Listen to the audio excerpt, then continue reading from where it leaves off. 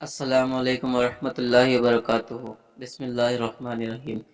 سنن ابی داود و ترمذی میں عبداللہ بن خبیب رضی اللہ عنہ سے روایت ہے کہ ہم لوگ بارش اور شدید اندھیرے والی رات کو رسول اللہ صلی اللہ علیہ وسلم کو تلاش کرنے نکلے تاکہ وہ ہمیں نماز پڑھائیں۔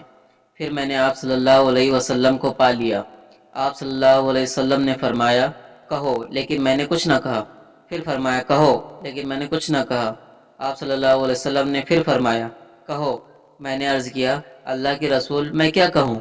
فرمایا ہر صبح و شام کو قل اللہ احد اور معوذتین یعنی قل اعوذ برب الفلق اور قل اعوذ برب الناس تین تین مرتبہ کہو، تو یہ صورتیں تمہارے لیے ہر چیز کے شر سے کافی ہوں گے۔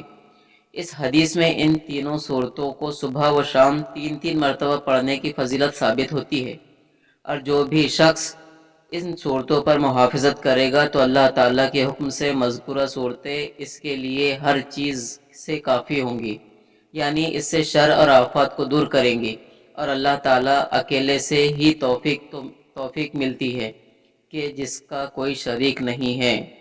السلام علیکم ورحمۃ اللہ وبرکاتہ۔